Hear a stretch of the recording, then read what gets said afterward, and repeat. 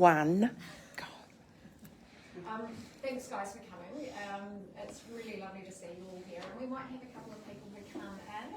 We're really not sure sort of what the capacity of tonight will be, but it's meant to be really informal. It's a chance for you guys to ask questions as well, and for us to give you a bit of information about what we do, why we do it, how we do it, and all of those bits and pieces around literacy across the school. Now, as I mentioned, this is the first time we're live streaming an event because, as you can see, looking around the room, you guys are all the keen beavers who could get out tonight and be here. But we're wondering, how can we actually reach out to other people? We understand that everyone's working and everyone's busy with kids, and so if it's not possible for people to be here at an event like this, say tonight, how can we actually make the same information accessible to everyone else? So that's hence why I'm very much out of my comfort zone with the Facebook live stream, but we are going to give it a go. And then what we're basically going to do is look to get some feedback from you all and the rest of the community around these types of events and how we're kind of reaching out to you. So thank you so much for coming. This is a spotlight on literacy across the school. Traditionally, Te Mata has done evenings or sessions on structured literacy, but as a school we've moved past just structured literacy in the junior school. Structured literacy is embedded across our whole school, and the way we teach reading and writing is really important for us to focus on. I don't know if you've seen some of the things in the media, for example, the advisory group article that came out on and all sorts of bits and pieces. So education is always in the spotlight, and there's a lot of talk around the curriculum changes and all of those bits and pieces. But I guess what I want to reassure you is that Te Mata's in a really good place. We are a school that has chosen not to wait for the government to inform us, but we've actually sought out the information beforehand and worked with some of the experts, say on the panels that have been advising the government around what to do and where to go with literacy. So, okay, we'll leap into it. This is going to be a whirlwind of information. I can promise you that. I talk way too fast. I will confuse you, I promise you that. But the second aspect of this session is more interactive, where we've got Michelle here, we've got Petra here, Jode's here, myself here, Sam's doing a movie. And we have set up some bits and pieces in the library in room 25, which is our science room, and in here, so that you can come and interact with us, see some examples of what we're doing, but also ask us questions. If you're anything like me, which you probably won't, you'll be surprised with this, I'm quite shy. So I'm not the sort of person who puts her hand up in a group and says, can I ask a question? I like to do that sort of in a more intimate situation. So what we're going to look at is what we do for reading, for spelling, for handwriting, for writing across the school. But it's a real whirlwind tour, if that makes any sense. Okay. Yeah. And what I've said to the likes of Jodes and Petra and Michelle is leap in if I miss something, or if I say something wrong, please correct me, because I'm human. So I definitely get stuff wrong. And probably this event was scaled down because the numbers were smaller, but we had intended to have more staff here. Apologies from Maddie Bowler, who was away today. Apologies from Danielle Burrows, who's gone home sick. Apologies from Katrina, who's off sick as well. So we had intended to have a few more bodies here. It's just unfortunately illness is in the way at the moment. Can you put it on slideshow so we can see? Oh, bigger font? Yeah, bigger font. Yeah. Okay. So basically, this is a picture of our strategic plan that the community helped us to develop last year, and particularly the board had a driving force. So 4 goals came out of it. One of the key goals, and hence why you're all here tonight, is around collaborative community culture, and actually promoting that sense of community and sharing what we do with you and having you share with us as well, so it's reciprocal. But alongside that, for the learners, there's actually another goal that we're working on called building a culture of learning and assessment capability.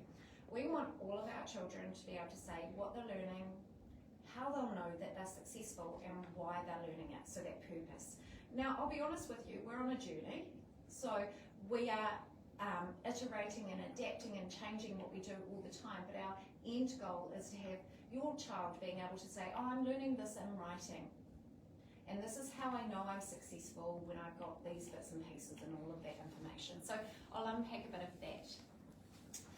The first slide I wanted to start with might look a bit weird, but what this is a snapshot of data that basically shows where reading enjoyment is cultivated. So this is the dotted line here, that's the joy of reading.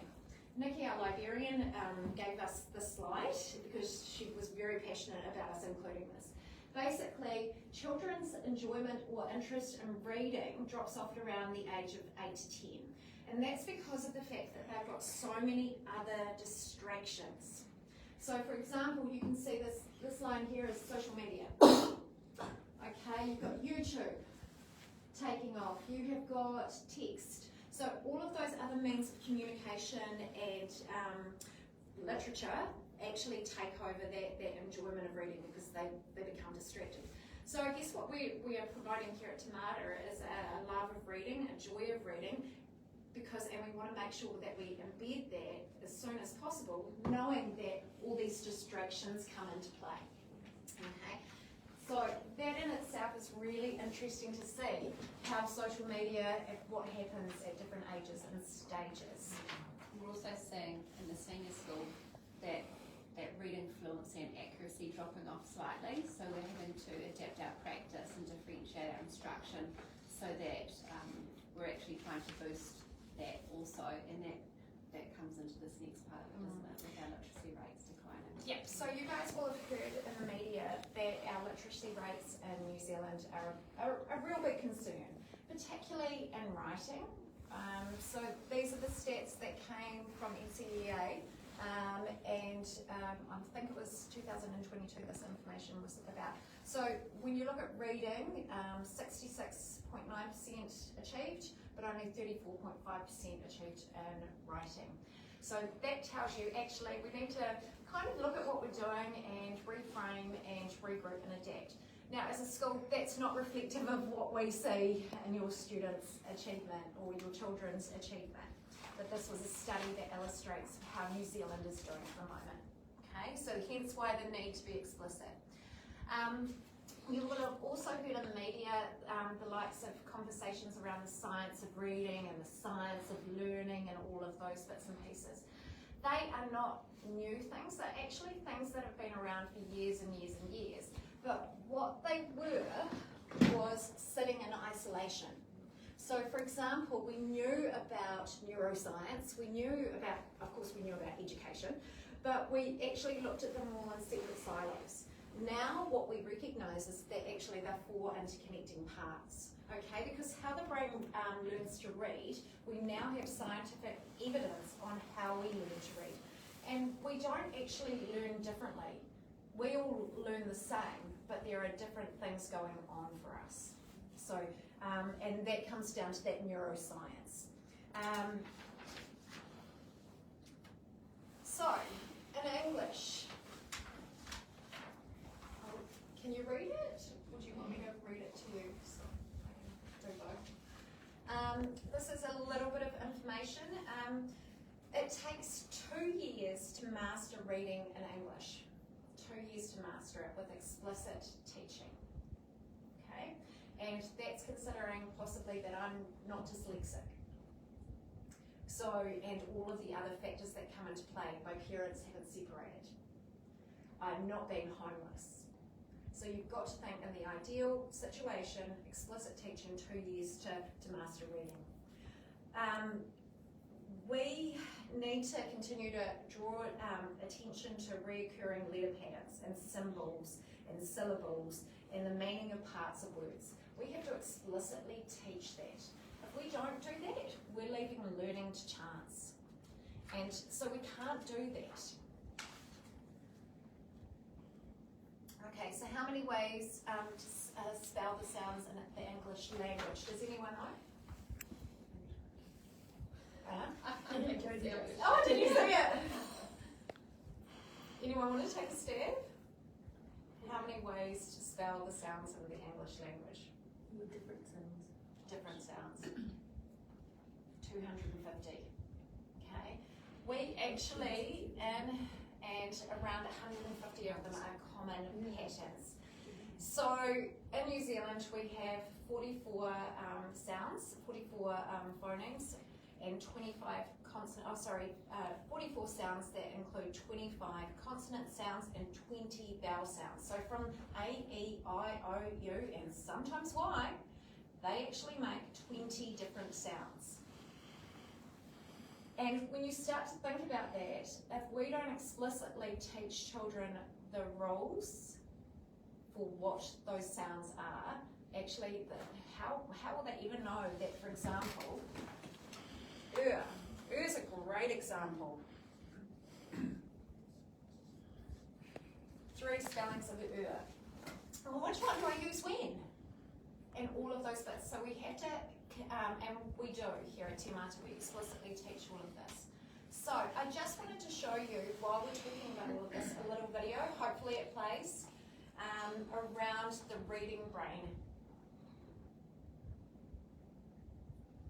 And Jodie, hopefully you've had the sound on today.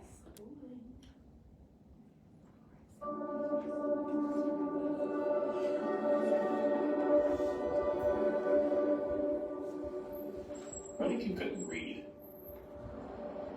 How would you perceive words if reading wasn't possible?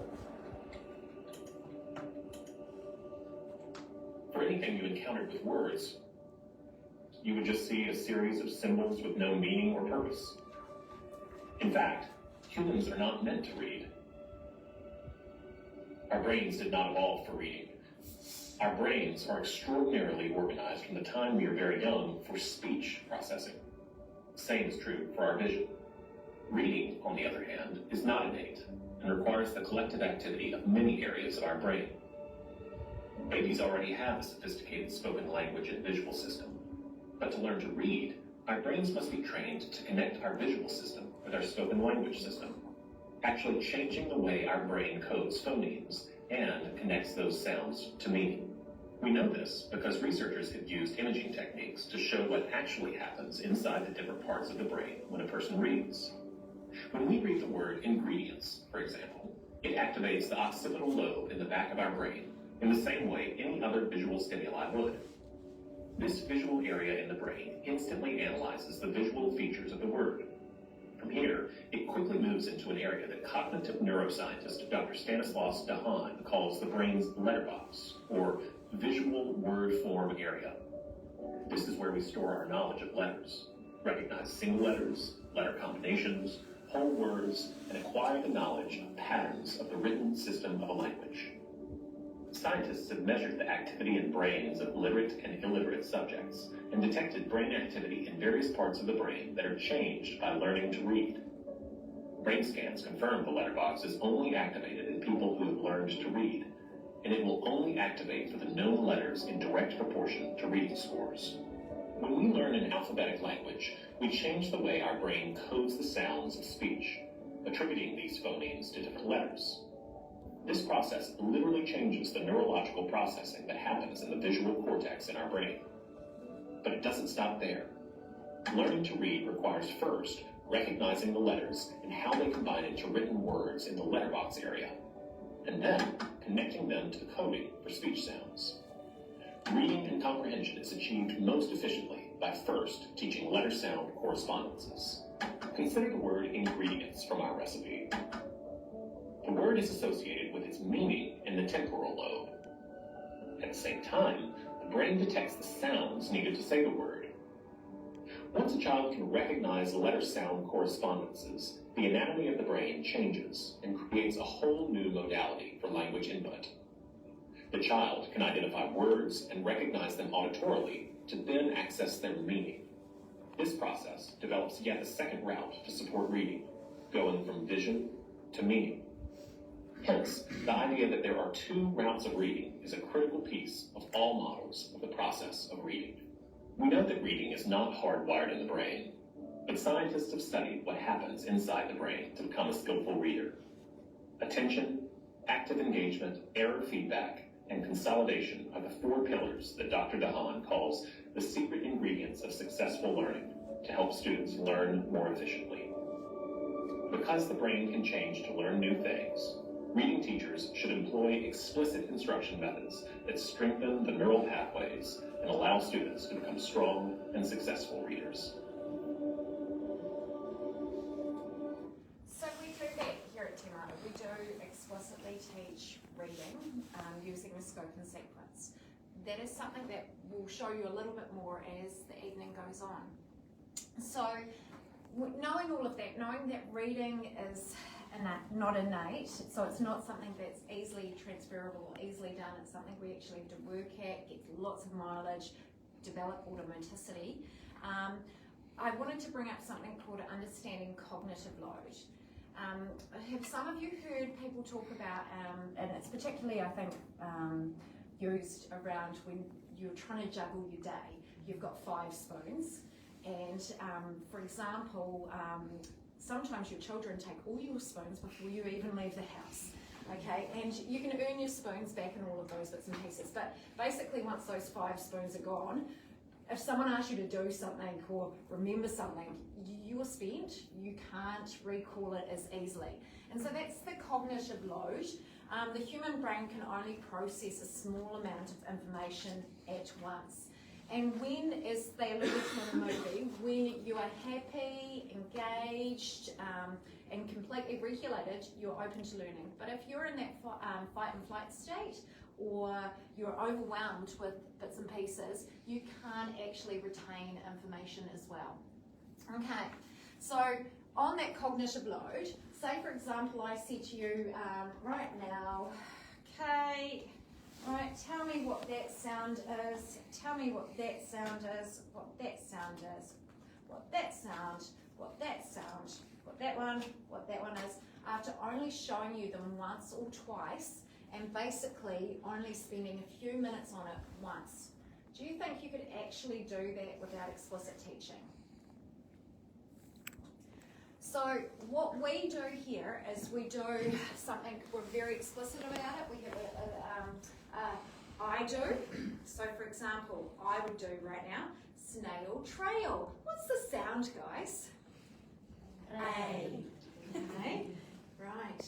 Play all day. What's the sound? A. Okay, and then we would do it together. Okay, snail trail. Say it with me. And what's the sound? A. And we all do it together. And then I'd be, after lots of repetition, what's the sound? A. What's the sound? A. So you can see, so we run with a model called I do, we do, you do. And so that's around explicit teaching and then that shared process of developing it together and then going away and practicing. So this is a visual on the forgetting curve. So, you know, your children might forget things, mine does. And it just shows that if you, and basically it's around retention. So the more hours or the more consistent days you repeat something in repetition, the more likely they are to remember it, because there is actually a forgetting curve. So if you're not spending that day-to-day time of practice or reinforcing that strategy of, remember, put your shoes on before we get in the car, all of those bits and pieces, if you're not doing that daily, actually that's when it starts to drop off all of those behaviours. So it's the same in reading, it's the same in writing, and actually it's the same in maths. It's transferable. Okay, so we explicitly teach here, and we explicitly teach core learning. Okay, and what I'm talking about is we have explicit progressions for, or pathways for writing. We have a scope and sequence for reading that tells us exactly what to teach in an exact order that's related to research and evidence. And we don't leave anything to chance. Back in when I was a beginning teacher, when I took a reading group, I used to spend 5 minutes going, so guys, what's this word? What do you think it is? What do you think it means? Because when we were learning to teach back then, that was the approach we were given. It was all about discovering and self-co-constructing what that word meant. Well, chances are the kids have never had exposure to it. I've just wasted 5 minutes of my lesson unpacking something I could have just said. That word's gymnastics, and gymnastics is when Isaac gets down on the floor and splits his legs, or all of those bits and pieces. It's that exact nature of explicitly telling, so teaching vocab. Okay, you've heard me possibly say automaticity before. Automaticity is when we can do things automatically. When you drive, you have automaticity. You can do it automatically, okay? When we learn something new, a gifted child, 1 to 4 exposures. Typical child, 4 to 14 exposures. Struggling student, 14 to 40. And then a dyslexic or a child with learning disabilities, 40 to 200 times exposure to new learning. So that's hence that repetition, and why some children actually need longer to develop those skills. Okay, so review is critical. We don't teach something on one day and expect you to know it. We continually review it and revisit it. And you'll see examples of that when we get to the interactive aspect. So when we go back to reading, the simple view of reading. Reading is made up of word recognition and so language comprehension. So you have to be able to, I would call decode words. You actually have to be able to read the words, times actually understand spoken language.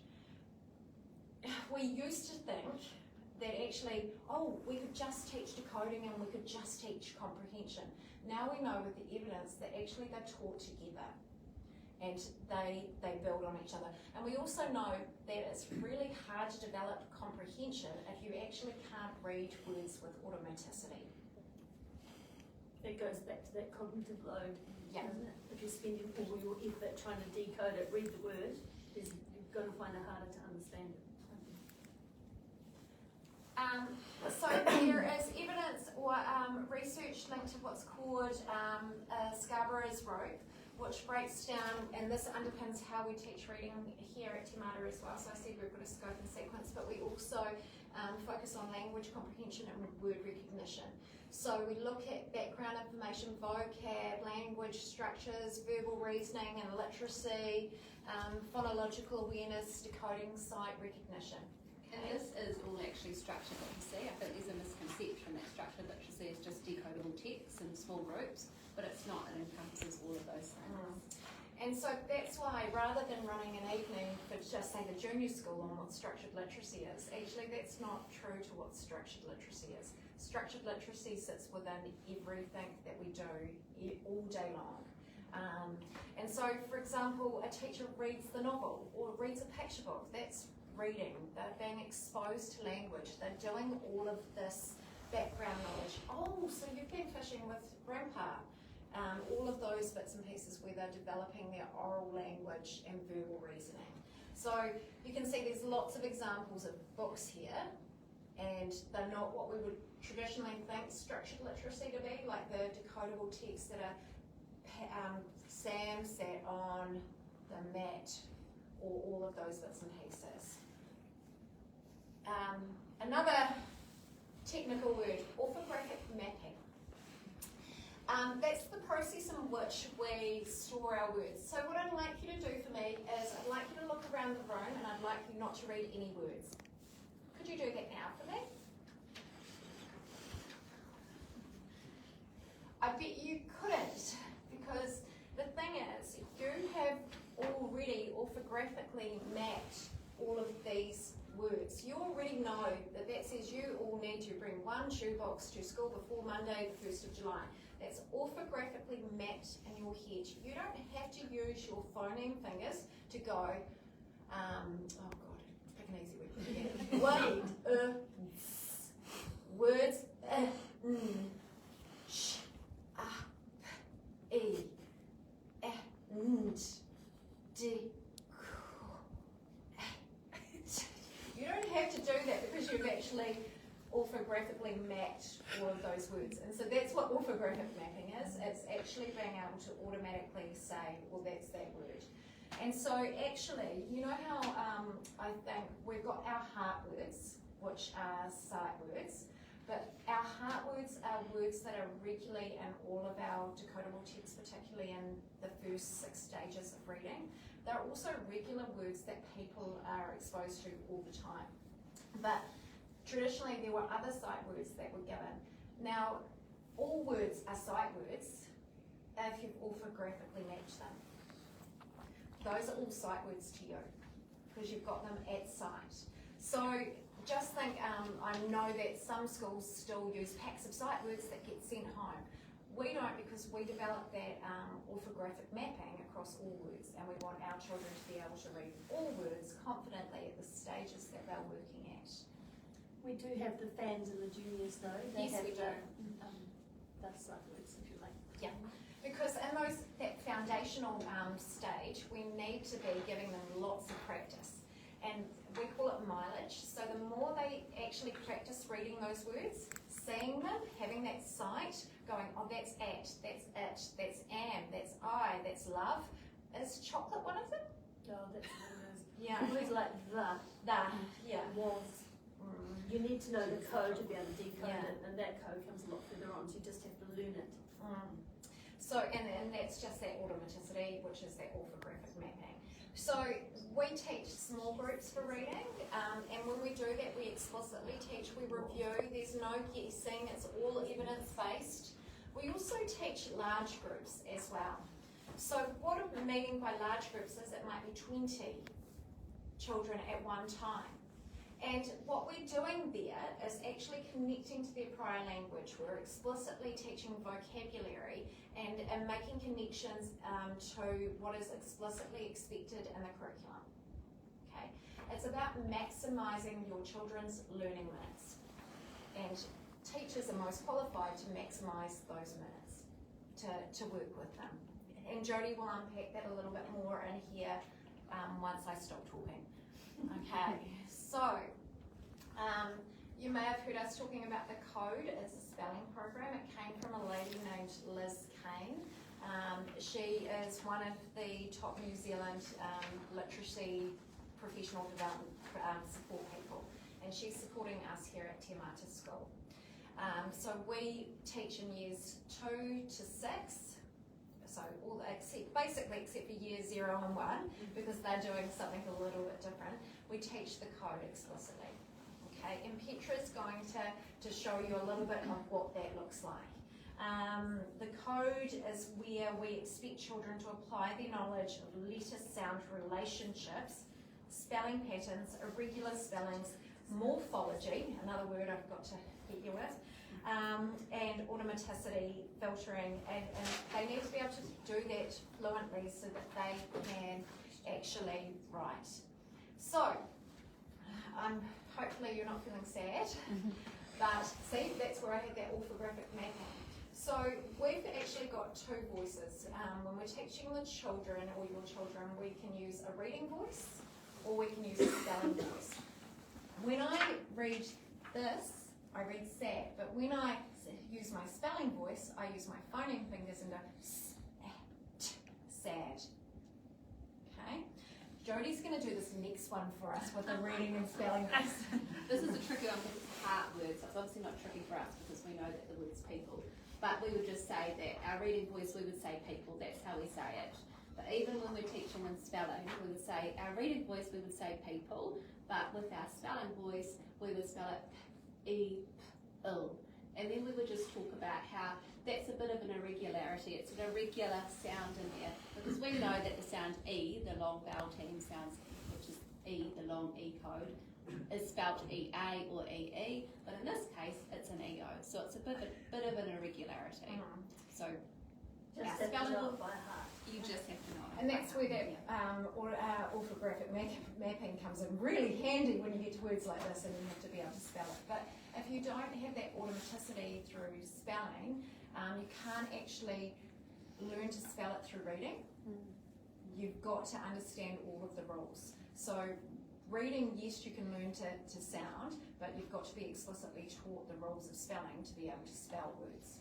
Which is why we can read a doctor's book, but we wouldn't be able to spell anything on it really. We could figure out what it was saying.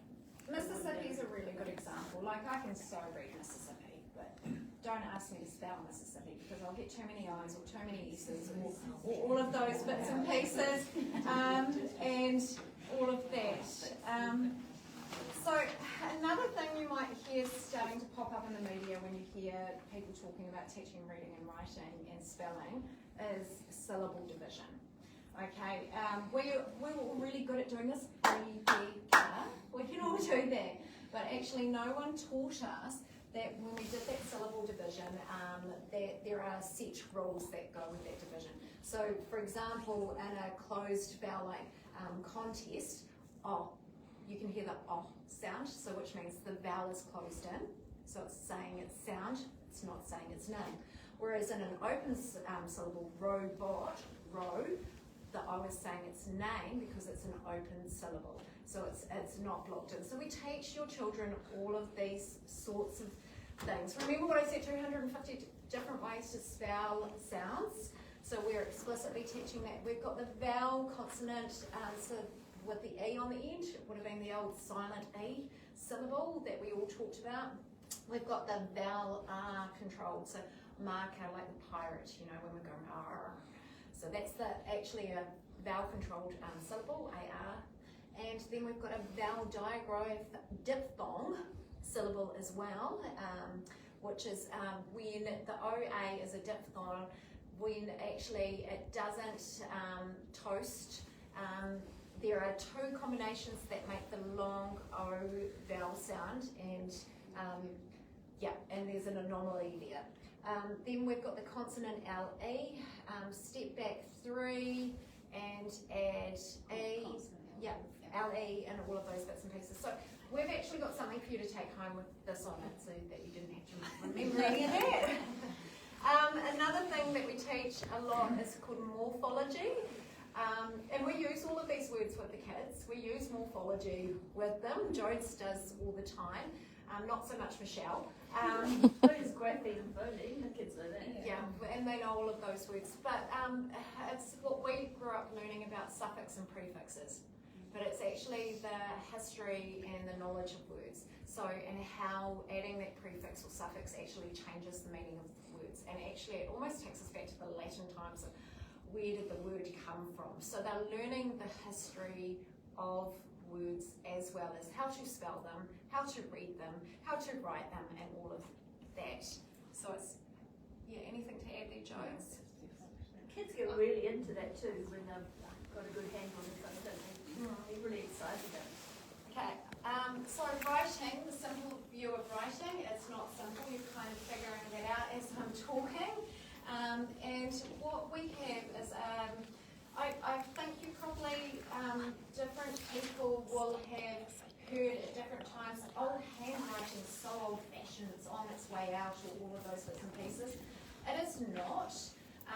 There is heaps of research that says if you're in a meeting and you need to actually process what's said to you, the best way to do it is to handwrite the notes. If you type them, you're less likely to retain the information. So actually taking notes and taking information down in pen or pencil is better for your cognitive load and your later retention. So handwriting is key. We teach that. Spelling, we talked about. We actually teach sentence text, sentence structured text, something called syntax and how sentences are structured and all of those bits and pieces, as well as planning. So gone are the days when we probably spent, when we were at school, we spent a whole term doing poetry, or we spent a whole term writing narratives. Now when we teach writing, we're explicitly teaching appositives. Is that what you're teaching at the moment, Joyce? Appositives. And you might be sitting there going, what's an appositive? Joyce, what's an appositive? An appositive describes the noun. So, and that's the language Jodie's kids are actually using when you come in and ask them what they're doing. So it's not so simple. So as I mentioned, handwriting and neatness is important. So therefore, sitting at a table and with your legs at a 90-degree angle, with the correct posture, all of those things are actually really important. And so we as a school are working on getting back to teaching, I guess, what National Party would call the basics of handwriting, but that is something we're focusing on. Okay, for our writing, and sometimes I realise that finger looks a bit freaky sometimes, Michelle. So what we are doing is, as a school, we've developed a writing pathway or progressions that for all the, we've unpacked the whole curriculum, we've used all the current research and pedagogy and evidence out there to say what should kids learn at curriculum level 1, at curriculum level 2, at curriculum level 3. And so your children, we're on a journey. So the juniors have been on a journey since the beginning of the year, and the middles and the seniors only started at about, how many weeks ago? About 6 weeks ago. And so we are gluing these writing goals into their books and at the back of their books. Now in the juniors, they've got these little yellow flip outs that look like this, and we've got some examples of writing. And so they, as they're writing, they've got their goal in front of them, and they know that I have to work on my capital letters and my full stops. And so when the teacher gives feedback, that's what the teacher is giving feedback on. So they know explicitly so that they can answer those questions. So as I said, that's a bit of a journey, and we highlight achievement so we can track progress and all of those bits and pieces. But like Nike says, just do it. It is not a perfect pathway yet because it's iterating, it's adapting based on teacher feedback, learner feedback, and teachers will no doubt show you bits and pieces at learning conversations next term. And you can say, oh, can I have a look at my child's learning goals at the back of their book? Because our intent is to have all of the goals glued, Front. sorry Michelle, at the back or at the front of the book so that you can actually see specifically what your child's working on. Okay, and we've got, as I said, examples that will show you. So we are a work in progress, and we know that, but we're just doing it. We're not hesitating. So as I said, I was speed dating in a way, and speed informationing. This is where I get to feel a bit more comfortable, and we actually stop the live streaming. Where's Bobbone? Coming tonight was you didn't, the people on here didn't get to see the interactive aspects. We couldn't figure out how to do that part yet. So what we've done is to try and make